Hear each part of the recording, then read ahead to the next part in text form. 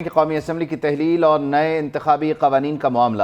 Speaker قومی assembly راجہ پرویز اشرف نے 20 جولائی کو آئینی کمیٹی کا اجلاس بلا لیا ہے۔ اس اجلاس میں حکمراں اتحاد کے پارلیمانی رہنماؤں اور قانونی ماہرین کو شرکت کی دعوت دی گئی ہے۔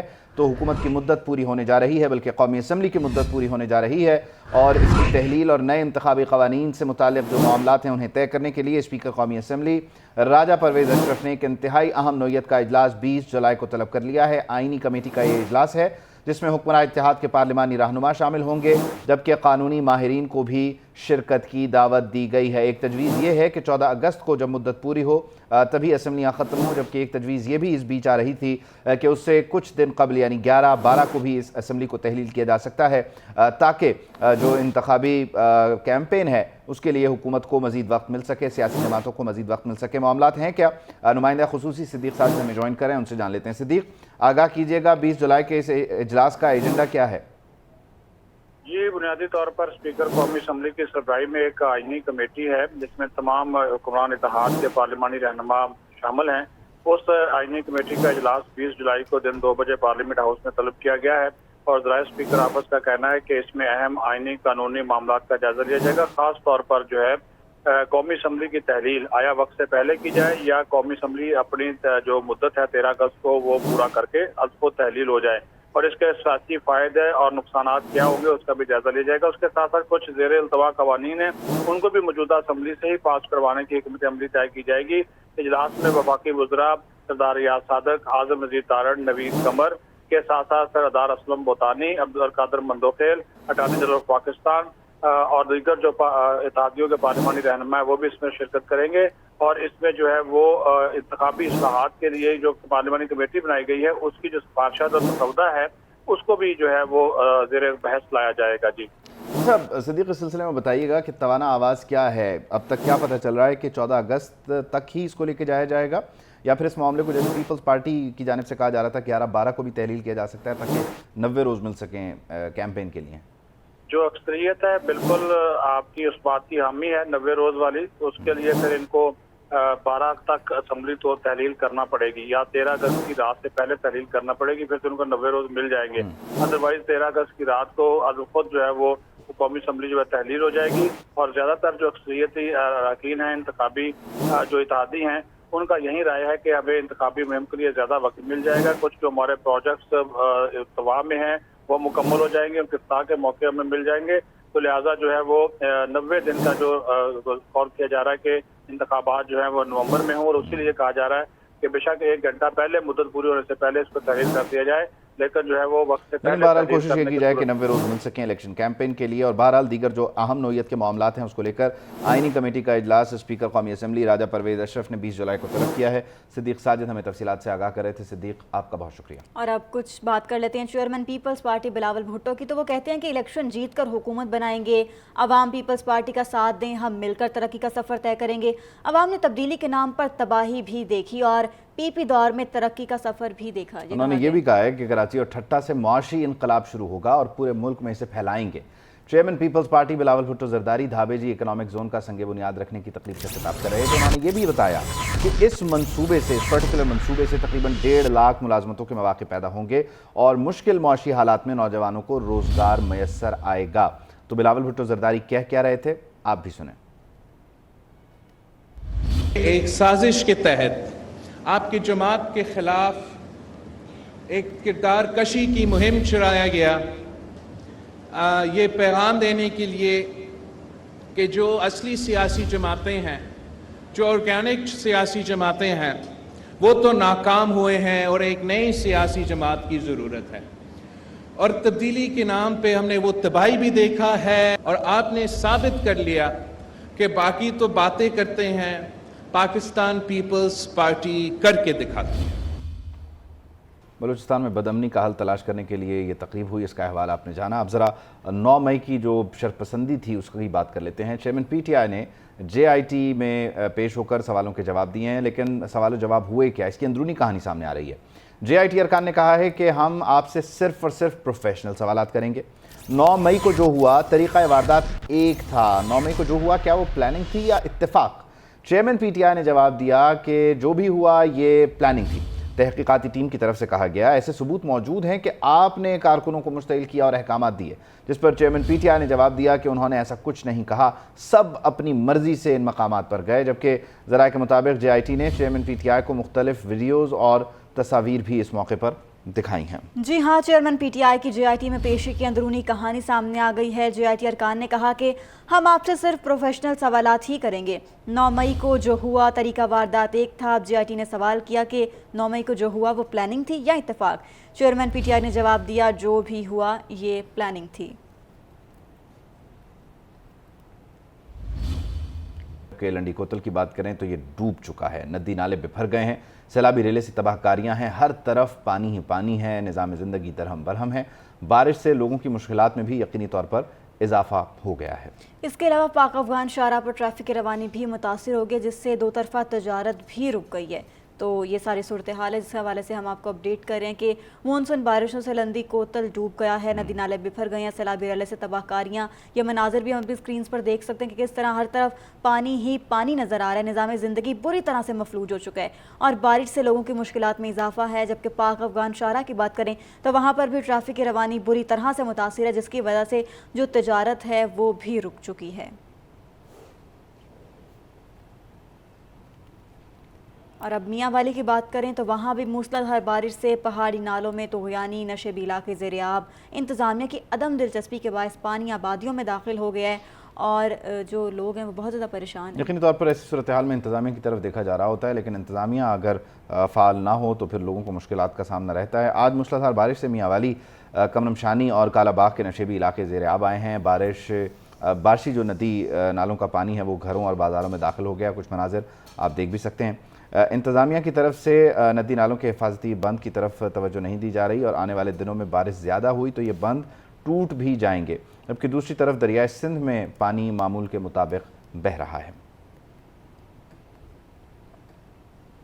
موسم کی بات ہو رہی ہے تو لاہور کا موسم بھی اس وقت جو ہے وہ دل فریب ہے، مختلف علاقوں میں وقفے وقفے سے بارش ہو رہی ہے اور جس کے باعث سڑکوں پر پانی جمع ہے۔ بارش کی وجہ سے شہر میں ایک سڑک پر شگاف بھی پڑا ہے اور بلکہ ایک سڑک پر اس بار پڑا ہے، جب بھی بارش ہوتی ہے یہ شگاف پڑ جاتے ہیں، تو یوں کہہ لیجئے کہ لاہور میں بارش کے ساتھ شگاف پڑنا اب معمول بن کی گیا بات ہے۔ اور اگر ہم بات کریں کچھ علاقوں کی تو مسلم ٹاؤن انڈر پاس کینال روڈ پر شگاف پڑ چکا ہے۔ اسی حوالے سے کیا تازہ ترین صورتحال ہے یہ ہم جان لیتے ہیں نمائندہ اپینن شبیر حیدر سے۔ شبیر، کیا سچویشن دیکھ رہے ہیں آپ یہاں پر؟ جی، شہر کے مختلف علاقوں میں وقفے وقفے سے بارش کا سلسلہ جاری ہے اور شہر میں بارش کے باعث جو ہے سڑکوں پر پانی بھی کھڑا ہونا شروع ہو گیا اور اس کے ساتھ ساتھ اگر بات کی جائے تو دوسری جانب بارش کی وجہ سے سڑکوں پر شگاف پڑنا بھی ایک معمول بن گیا ہے، جس میں جو ٹاؤن اور ٹاؤن شپ کے بعد اب جو ہے کینال روڈ پر بھی شگاف پڑ گیا ہے، جس کی وجہ سے بہت بڑا نقصان بھی ہو سکتا ہے۔ جہاں پر میں اس وقت موجود ہوں یہ مسلم ٹاؤن انڈر پاس مین کینال روڈ ہے اور اس کے اوپر شگاف پڑ گیا اور شگاف پڑنے کی وجہ سے تمام بارش کا جو پانی اس شگاف کے اندر جو وہ جا رہا ہے۔ اس حوالے سے میرا کیمرہ مین اگر سجاد آپ کو یہ مناظر دکھائے تو یہ آپ دیکھ سکتے ہیں کہ یہ کتنا بڑا شگاف ہے اور اس حوالے سے کنال کے اوپر سے آنے والے جتنے بھی لوگ ہیں، شہری ہیں، وہ یہاں سے گزر رہے ہیں، ان کو نہیں پتا کہ یہ شگاف پڑ چکا ہے۔ تو ابھی تک یہاں پر کوئی بھی اس کے اوپر نہ تو کام شروع کیا گیا، نہ یہاں پر ایسی کوئی رکاوٹیں لگائی گئی ہیں کہ جو گاڑیاں یہاں سے گزر رہی ہیں وہ اس کے یہاں جہاں پہ خطرہ ہے اس خطرے سے باہر دوسری حدود سے جو ہے وہ ان گاڑیوں کو گزارا جائے۔ اس حوالے سے ابھی تک کوئی بھی حفاظتی اقدامات یہاں پر نہیں کیے گئے اور اسی لیے اگر بات کریں تو اگر بارش زیادہ ہوگی تو اس بارش کے باعث یہ بڑا بھی نقصان ہو سکتا ہے۔ اہم شاہراہ پر شگاف پڑ گیا۔ ایڈیشنل سیشن جج نے 9 مئی کو شاہ محمود قریشی کے خلاف پرتشدد احتجاج پر درج مقدمے میں درخواست ضمانت منظور کر لی۔ اسلام آباد کی عدالت کے باہر میڈیا سے گفتگو کرتے ہوئے انہوں نے کہا کہ عدالت کو بتایا کہ وہ 9 مئی کے احتجاج میں موجود نہیں تھے۔ شاہ محمود قریشی کہتے کیا ہیں وہ بھی ایک نظر سن لیتے ہیں۔ میں اسلام آباد موقع پہ موجود ہی نہیں تھا۔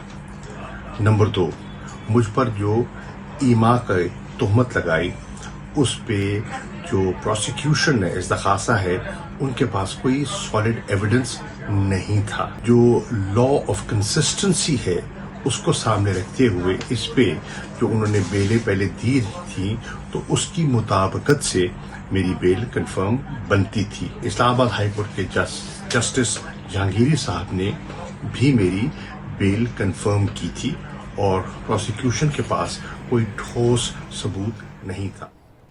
वज़ीर आज़म ने DG intelligence bureau Fawad Asadullah को तौसीह दे दी। IB सरबराह की मुद्दत मुलाजमत में 3 साल की तौसीह की गई। इंटेलिजेंस ब्यूरो के additional director general Fawad Asadullah Khan बतौर DG खिदमात अंजाम दे रहे थे। वज़ीर आज़म ने आला कारकर्दगी की बुनियाद पर फवाद असदुल्ला खान की मुद्दत मुलाजमत में 3 साल की तौसीह कर दी है। यूँ वो अपने इस ओहदे पर बरकरार रहेंगे। इस जो मुद्दत मुलाजमत में तौसीह है उसका नोटिफिकेशन भी जारी कर दिया गया है, जिसे आप अपनी टेलीविज़न स्क्रीन्स पर देख सकते हैं। तो वज़ीर आज़म ने मुद्दत मुलाजमत में तौसीह कर दी है। ये है एक मामला, जबकि चीनी का बहरान यहाँ भी सर उठा रहा है। वो इस तरह कि होलसेल मार्केट में चीनी इस वक्त 140 रुपये फ़ी किलो में फ़रोख्त हो रही है, जबकि आम मार्केट में चीनी 145 के बजाय 150 रुपये फ़ी किलो में सेल हो रही है। सूरत हाल क्या है, हाफिज़ शहजाद रफ़ीक हमें गुजरांवाला से अपडेट करेंगे। गन्ने के दरमियान डेडलॉक की वजह से गुजरांवाला में भी चीनी का बहरान जो है वो सर उठाने लगा है। अभी से एक दिन कबल जो चीनी का 50 किलो की जो बोरी 6350 रुपये की थी, अभी बढ़कर जो है वो 7000 से 7200 रुपये तक जा पहुंची है, जिसकी वजह से चीनी की कीमत जो है वो गुजरांवाला में 140 से 150 रुपये के दरमियान फ़ी किलो फ़रोख्त हो रही है। शहर की होलसेल मार्केटों में चीनी की फ़ी किलो कीमत 140 से 145 रुपये फ़ी किलो है, जबकि आम जो बाज़ार हैं वहाँ पर चीनी की जो कीमत है वो 145 से 150 रुपये के दरमियान फ़ी किलो फ़रोख्त हो रही है। इस वक्त एक शहरी भी हमारे साथ मौजूद हैं, इनसे भी बात कर लेते हैं। चीनी में इजाफा हो गया है, क्या कहते हैं? ਜਦੋਂ ਦੀ हुकूमत आई है महंगाई तो महंगाई करती जा रही है। कभी आटे का बहरान हो जाता, कभी चीनी का बहरान हो जाता। असी तो इस महंगाई की चक्की 'ਚ पिस के मारी चले हैं, तो हुकूमत को चाहिए होश दे ना होन ले और महंगाई तो कंट्रोल करे। शहरियों का तो यही कहना है कि हुकूमत को फिलफोर इसका नोटिस लेना चाहिए और गन्ने के काश्तकारों के दरमियान जो है उस डेडलॉक को जल्द से जल्द ख़त्म होना चाहिए, ताकि चीनी का बहरान जो है वो ख़त्म हो सके और कीमतें जो हैं वो वापस अपनी पुरानी जो रेट हैं उस पर जो चीनी की कीमत है वो बहाल हो सके। ठीक है, ये थे गुजरांवाला की सूरत हाल। अब मुल्तान का रुख करें तो वहाँ पर भी आटे और चीनी की कीमतों में इजाफे का मुकाबला जारी है। आटा 150 रुपये किलो और चीनी 140 रुपये किलो में फ़रोख्त होने लगे। चीनी की कीमत में गुज़श्ता एक हफ़्ते में 15 रुपये फ़ी किलो का इजाफा हुआ है और होलसेल गल्ला मंडी में भी आटे और चीनी की कीमत में 10 रुपये फ़ी किलो इजाफा हुआ है। क्या तफसीलात हैं, क्या सूरत हाल है, नुमाइंदा मुल्तान गौहर रहमान से जान लेते हैं। गौहर, कहिएगा। जी बिल्कुल, मुल्तान समेत जनूबी पंजाब में आटे और चीनी की कीमतों में मुसलसल इजाफे का सिलसिला जारी है और दोनों के दरमियान में एक मुकाबला भी देखा जा रहा था कि 150 का हिस्सा पहले आटा अबूर करता है या फिर चीनी। तो ये मुकाबला जो है वो आटे ने जो है जीत लिया है। सुपर फाइन आटा जो है मुल्तान में 150 रुपये फ़ी किलो तक पहुंच चुका है। इसके साथ साथ चीनी की कीमत भी 140 रुपये से ज़ायद हो चुकी है। तो शहरी हमारे साथ मौजूद, ख़रीदार हमारे साथ मौजूद हैं, इनसे हम पूछते हैं, बताइए क्या कहेंगे, कीमतों में इजाफा हुआ है इसके हवाले से? पर वो जब भी कोई सामान लेने आते हैं वो कहते हैं जी ये रेट हो गया, ये रेट हो गया। हुक्मरान अपनी यानी लड़ाई में लगे हुए, आवाम गरीब आवाम के लिए कोई नहीं सोच रहा। गरीब आवाम कैसे बच्चों की स्कूल की फ़ीस भरे, उनको रोटी खिलाए, बिजली के बिल भरे, गैस के बिल भरे। बिल्कुल, देखें शहरी जो हैं वो महंगाई की सूरत हाल से बड़े तंग दिखाई देते हैं। उनका यही कहना है कि जो कीमतें हैं उन्हें कंट्रोल करना चाहिए। ख़ास तौर पर बात की जाए तो आटा जो है सुपर फाइन आटा अच्छी क्वालिटी का वो मुल्तान में 150 रुपये, इसके साथ साथ जो चक्की का आटा है उसमें भी इजाफा हुआ है और अब उसके बाद जो है मुसलसल चीनी की कीमतों में भी इजाफे का सिलसिला रोज़ाना की बुनियाद पर जारी है और अब मुल्तान में चीनी जो है 140 रुपये फ़ी किलो तक पहुँच। मुल्तान में आटे और चीनी की कीमतों में बेपनाह इजाफे पर शहरी बिलबिला उठे हैं। कहते हैं कि आटा, घी, चीनी बुनियादी अशिया खुदनोश आवाम की पहुंच से दूर हो रहे हैं। गरीब की हालत दिन ब दिन ख़राब होती जा रही है। मज़ीद क्या कहते हैं ये शहरी, आप भी देखें। कि अपना निकल जाते हैं, गरीब आदमी के लिए हम बैठे हैं, अभी सुबह की सवारी नहीं मिली। बहुत परेशानी है, बस ऐसे कभी मिलती है खा लेते हैं, कभी ऐसे सो जाते हैं, गुजारा कर रहे हैं, बस बड़ा मुश्किल से गुजारा। किराए का घर है, बिजली के बिल इतने इतने आ रहे हैं। गरीब बंदे हैं, हर चीज़ महंगी हो गई है, कहाँ से गुजारा करें? जब देखो घी आटा ही पूरा नहीं हो रहा तो बच्चों को पढ़ाएंगे कहाँ से? मुश्किल तो बहुत हो गई भाईजान, बिल्कुल गरीब बंदा तो अब खा भी नहीं सकता। रोज़ाना नया रेट ही मिलता है, सुबह हो कुछ है, कल कुछ हो रहा है, आज कुछ और रेट है। खबरों के सिलसिले को आगे बढ़ाएं। आपको बताएं कि लाहौर हाई कोर्ट ने दहशतगर्द तंजीम से ताल्लुक़ रखने और मवाद फैलाने के इल्ज़ाम में कैद की सज़ा पाने वाले मुलजिम को बरी कर दिया। फैसले में कहा गया कि इस्तगासा की जानिब से मवाद तकसीम करने का इल्ज़ाम किसी शहादत से साबित नहीं होता। जबकि सीडीडी के हाथों गिरफ्तार होने वाले मुलजिम को इंसदाद दहशतगर्दी अदालत ने मजमूई तौर पर 10 साल की सज़ा सुनाई थी। मामला क्या है, इस रिपोर्ट में जानें। दहशतगर्द तंजीम से ताल्लुक रखने और मवाद फैलाने के इल्जाम में कैद की सजा पाने वाला मुलजिम लाहौर हाई कोर्ट से बरी। जस्टिस अली बाकर नजफी और जस्टिस अमजद रफीक पर मुश्तमिल बेंच ने रहमतुल्लाह को बरी करने का फैसला सुनाया, जबकि सीटीडी के हाथों गिरफ्तार होने वाले मुलजिम को इंसदाद दहशतगर्दी अदालत ने मजमूई तौर पर 10 साल की सजा सुनाई थी। अदालत ने रिमार्क्स दिए, मुलजिम या मजिस्ट्रेट की इजाजत के बगैर इसके फोन से डाटा निकलवाना आइन के आर्टिकल 13 की खिलाफ वर्जी है। तशवीश है कि किसी के जाती फोन का डाटा लेना अच्छी रिवायत नहीं, क्योंकि ये प्राइवेसी के हुकूक के खिलाफ है। फैसले के मुताबिक कहा गया कि अदालत महसूस करती है कि अगर मुलजिम राजी ना हो तो कम अज कम मजिस्ट्रेट से फोन का रिकॉर्ड लेने के लिए इजाजत तलब करनी चाहिए। हमारे फोन हमारे घर से कम नहीं। अपने घर की चारदीवारी में रखे जाने वाले हर ताल्लुक को आईनी तहफ्फुज हासिल है। कानून के तहत अगर मोबाइल फोन का डाटा किसी जुर्म का लिंक दे रहा है तो 24 घंटे में अदालत के नोटिस में लाकर इसे देखा जा सकता है। इस्तगासा की जानिब से मवाद तकसीम करने का इल्जाम किसी शहादत से साबित नहीं होता। खबर यह है कि तहरीक इंसाफ के सदर चौधरी परवेज इलाही को दोबारा गिरफ्तार करने का प्लान तैयार। परवेज इलाही को 3 MPO के तहत गिरफ्तार करने के लिए पुलिस की भारी नफरी लाहौर कैंप जेल पहुंच गई है। परवेज इलाही की जमानत मंजूर हो चुकी है, रूबकार जारी हुए हैं, तो अगर वो छूटेंगे तो एक बार फिर पकड़ लिए जाएंगे। क्या तैयारियां हैं? शब्बीर हैदर जफर हमारे साथ हैं, उनसे जान लेते हैं। शब्बीर, बताइएगा, अब 3 MPO के तहत गिरफ्तार होंगे साबिक वज़ीर आला? जी, पाकिस्तान तहरीक इंसाफ के सदर चौधरी परवेज इलाही को दोबारा गिरफ्तार करने का जो प्लान है वो तैयार कर लिया गया है, जिस पर चौधरी परवेज इलाही को 3 MPO के जरिए गिरफ्तार करने के लिए पंजाब पुलिस की भारी नफरी जो है इस वक्त लाहौर कैंप जेल के बाहर मौजूद है। और इस हवाले से अगर बात की जाए तो ये पुलिस अफसरान भी कैंप जेल के बाहर मौजूद पहुंच चुके हैं और एंटी राइट फोर्स के एहलकार और जो है इस वक्त कैंप जेल के बाहर मौजूद है। और इसके साथ साथ बंद गाड़ी जो है वो भी इस वक्त पहुंचा दी गई है, जिस पर बताया ये जा रहा है कि परवेज इलाही को 3 MPO के तहत ये पुलिस गिरफ्तार करेगी, जिस पर डीसी लाहौर ने 3 MPO के तहत चौधरी परवेज इलाही को दोबारा गिरफ्तार करने का प्लान बनाया हुआ है। बहुत शुक्रिया आपका शब्बीर हैदर। FIA के हाथों गिरफ्तार 2 कस्टम्स अफसरान ने दौरान तफ्तीश होश रुबा इंकशाफात किए हैं। करोड़ों रुपए रिश्वत वसूल करते हैं और इसके एवज बलूचिस्तान से शहर कायद तक ममनुआ सामान किस तरह दाखिल होता था और कौन कौन इस मजमूम धंधे में मुलव्विस था, ये बता रहे हैं सिंध और बलूचिस्तान के संगम पर कायम मोचको चेक पोस्ट के करीब मौजूद PNN के नुमाइंदे ज़ुहैब जिएजा।